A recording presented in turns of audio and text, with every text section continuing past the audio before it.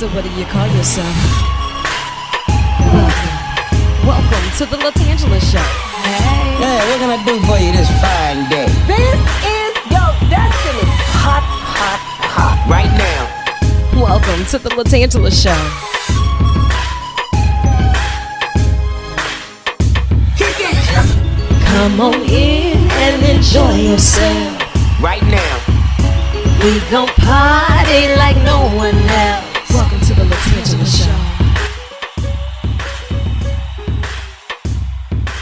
Hi, and welcome back to another episode of the LaTangela Show podcast. You never know who's going to be in the hot seat or on the tan line, but I've got questions that need answers. And we're going to take us a quick field trip because I love a good field trip. My friend, none other than Chris Woolsey Sr., he's always in the hot seat giving us the updates as of what's popping off with Crackle and Redbox and Chicken Soup for the Soul. And he said, Tan, you have friends in good places. I have friends in good places. How about we all be good friends in great places? So today we got Ryan O'Quinn in the hot seat and on the tan line. How are you? I am great. Thank you. No other place I'd rather be than in the hot seat right here with you. Thank you. You know what? That has just made my day. And we have actually had you jumping through hoops to pull this off. So thank you for pulling this off for me today. Oh, thank you to you and your team for being flexible. We are in the thick of it right now with this release of the film, and I'm so glad we can make it work.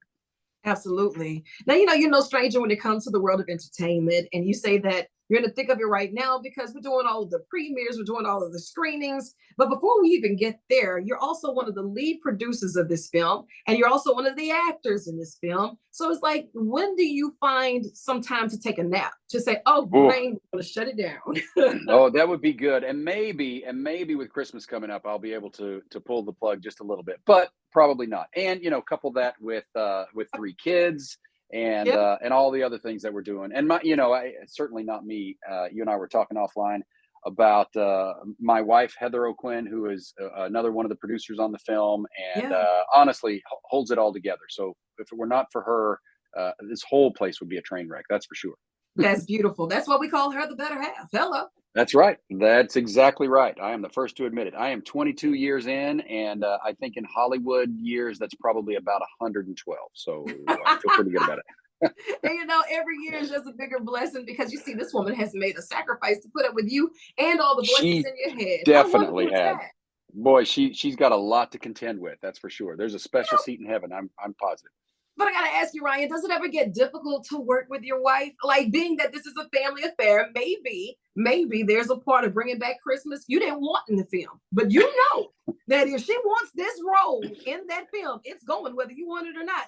Oh. Or you're going to be on dish duty, you're on babysitting duty, you're on cutting the grass Diaper 3 times a week because I said so duty. Like, Yeah, I definitely defer to her when it comes to all things creative. In fact, she was the one who greenlit this movie in the first place. When it came across our desk, it was this film was mounted as a play, believe it or not. It was in churches all around the country, and it was in a live stage venues and a play.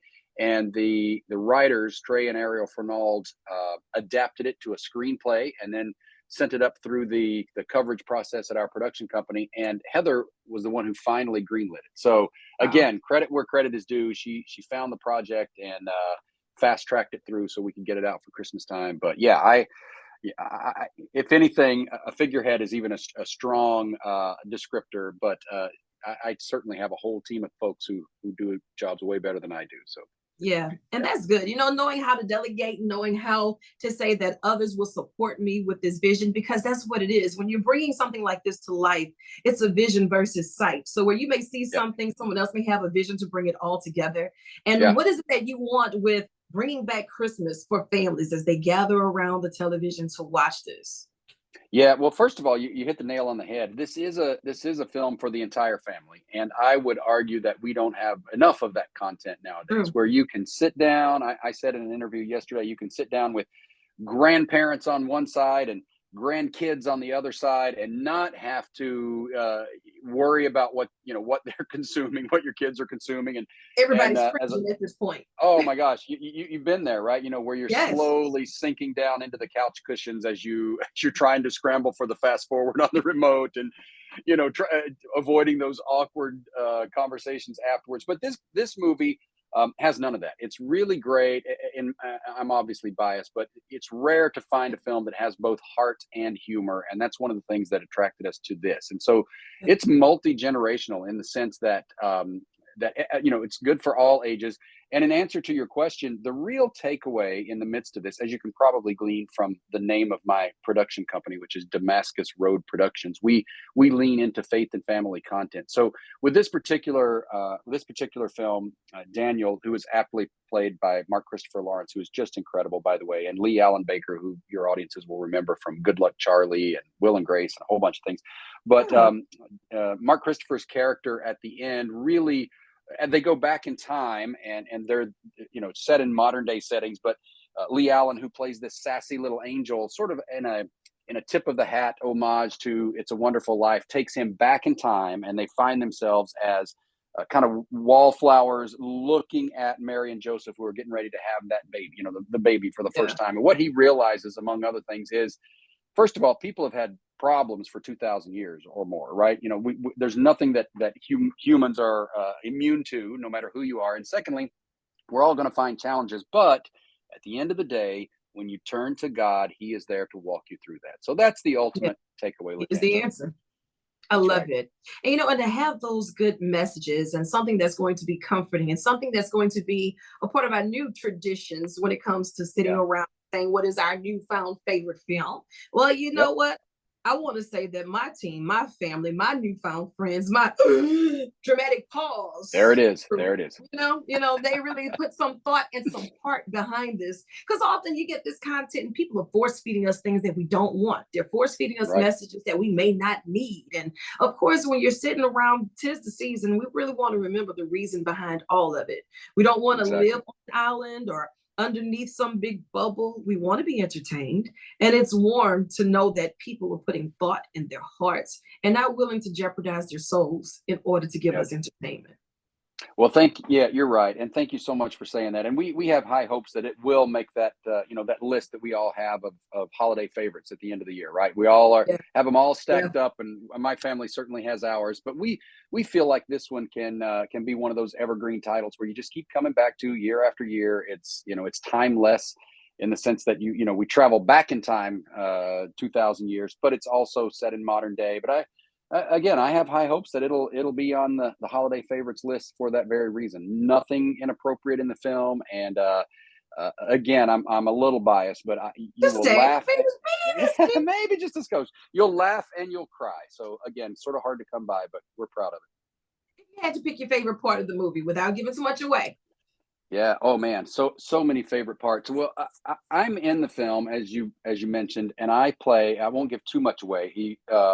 It doesn't look like me. There's a little bit of an Easter egg there, but I play Mary's dad. So we took a lot of creative license there, and we toyed with the idea of what those characters should be like. So we set those characters in a very New York. They're very New York doting parents, and so my accent is very much like this the whole time, and I'm talking like this, and it's very who's going to get that baby when it comes time for the holidays? You got to bring so. Right. He loves his. Who's going to get that baby? Exactly. So again, some things haven't changed in 2,000 years, right? The in-laws are going to argue over who gets the baby at holiday time. So we had a blast, and certainly one of my favorite scenes was trying to crack each other up. I had excellent scene partners in Barry Piacente and Teresa Wu and Suzanne Neff, who's done 2 movies with us back to back, and we had a great time. As when you have a really great director and you have time, that's most of it. You'll get what's on the page. You'll get the writer's vision and make sure you get that on film. And then when you have time, they'll give you the opportunity to play, right? You'll get a little bit of improv time in there. So we sort of made it our own when we could. So what you see in the final product is an amalgam of what was written, and then also us just trying to crack each other up. And so I'm pretty sure the editors had a hard time taking out the laughter that was coming both from on and off set, as we were in those scenes with the parents. So your audience will understand when they see what I'm talking about, but it was hysterical trying to keep a straight face. That's good stuff. And knowing that the chemistry was there on and off screen, it pulls everything together and it shows that family feel that we really want as we gather around and we're watching Bringing Back Christmas. Now, I still want to know who's going to get this baby in time for Christmas. So we got to tune in and check it out. And where can we find the film? Yeah, great question. Your audience can go to bringingbackchristmasmovie.com. It's probably the easiest way to see all the places it's available right now. If you click on the Watch Now tab at bringingbackchristmasmovie.com, it'll list all the places there. But among them are Amazon, Apple, Vudu, Fandango, YouTube Movies, iTunes, Google Play. If you're a cable subscriber, Cox Communication, Charter Communication, In Demand, nearly every place that you can consume streamable content, that's where it is. So yeah. Absolutely. And, I want you to think of this as an extension of your office. As you have more of these projects coming up, whenever you make your way to the family reunion in Louisiana, you pull up and say, Tan, where are the beignets? Where are the snowballs? Where's the crawfish buffet? Speaking my language. I love it. We're family now. Oh, it's a deal. We've heard it here first, and trust me when I say, Tan, I'm going to show up on your doorstep when you least expect it, and we're going to have some good Louisiana cooking. Looking forward to it. I know you have more work to do, so you chase the sun or let the sun chase you. But either way, get after it. I love you, and there's absolutely nothing you can do about it. Happy holidays to you and your family. Happy holidays. Thank you so much. Thank you. Yay, that was awesome.